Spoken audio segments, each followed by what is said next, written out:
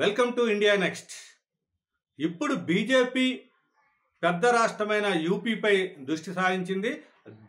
యూపీలో అంటే ఉత్తరప్రదేశ్లో ఓడిపోవటానికి గల కారణాలేంటి అంటే లోక్సభ ఎన్నికల్లో యూపీలో గణనీయంగా సీట్లు తగ్గటం వెనుక ఆ ప్రభావం అయితే కేంద్రం మొత్తంలో మెజార్టీలో పడింది. కాబట్టి యూపీలో ఓడిపోవటానికి పార్టీ ఎక్కువ స్థానాల్లో ఓడిపోవటానికి గల కారణాల మీద ఇటీవల అయితే అది ఆ పార్టీ పెద్దలు కానీ అక్కడ రాష్ట్రంలో ఉన్న నేతలు కానీ ఒక సమీక్ష నిర్వహించారు. దాని మీద ఒక నివేదిక తయారు చేశారు. దీని మీదే పూర్తి స్థాయిగా ఇప్పుడైతే చర్చ కొనసాగుతోంది. ఇక్కడ యూపీలో 88% ఓట్లని గతం కంటే కూడా బీజేపీ కోల్పోవటం జరిగింది.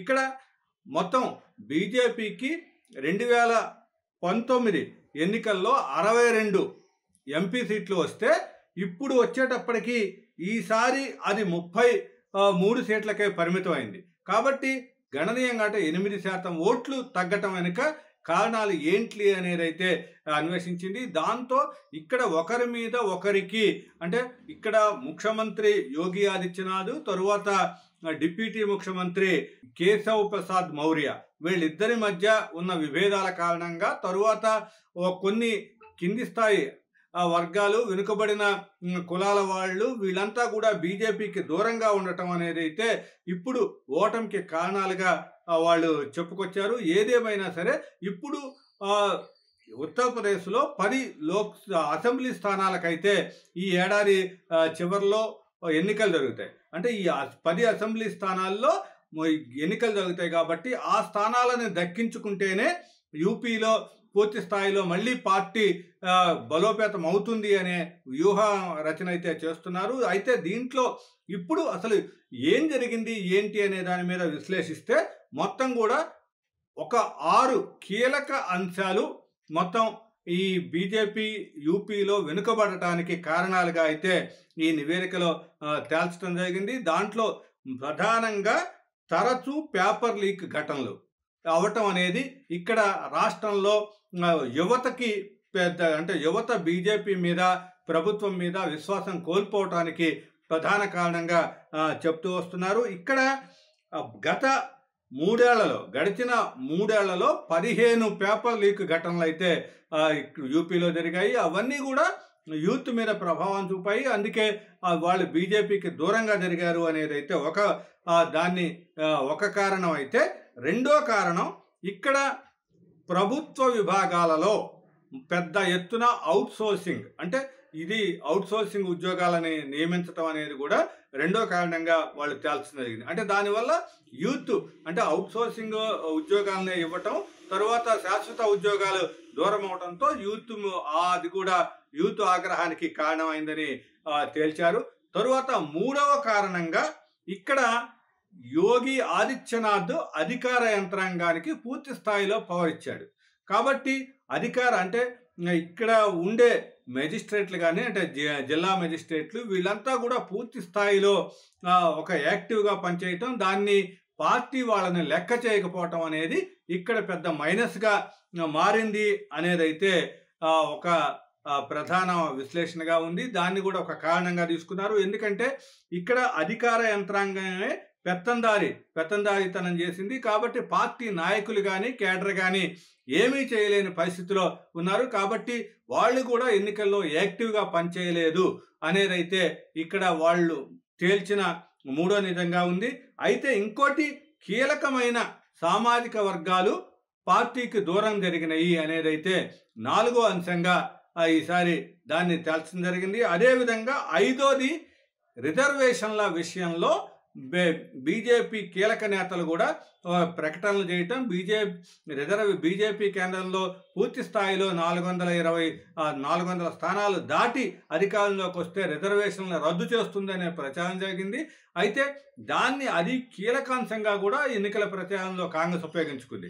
కాబట్టి దాంట్లో రిజర్వేషన్ల విషయంలో పార్టీ నేతలు విభిన్నంగా పలువురు నేతలు అయితే పూర్తి స్థాయిలో వ్యాఖ్యలు చేయటం వల్ల ఇది కూడా ఒక ఓటమికి కారణంగా భావిస్తున్నారు. అదే అయోధ్యలో కూడా అంటే హిందుత్వానికి ఇది దీంట్లో కూడా అయోధ్యలో బీజేపీ ఓడిపోవటానికి కూడా కారణం అక్కడ అభ్యర్థి ఆ రిజర్వేషన్ల మీద కీలకమైన వ్యాఖ్యలు చేయటమే కారణం అనేది అయితే తేల్చడం జరిగింది. అదేవిధంగా ఇక్కడ ఇంకోటి, ఇవన్నీ కూడా ఒక ఎత్తు అయితే ఆరవ కారణంగా ఇక్కడేంటి, పార్టీ టిక్కెట్ల కేటాయింపును ముందే చేయటం జరగట. అంటే లోక్సభ ఎన్నికల అభ్యర్థులని ముందే నిర్ణయించటంతో అక్కడ ఆ గ్యాప్ అనేది వచ్చింది అనేది అయితే ఆరో కారణంగా తేల్చారు.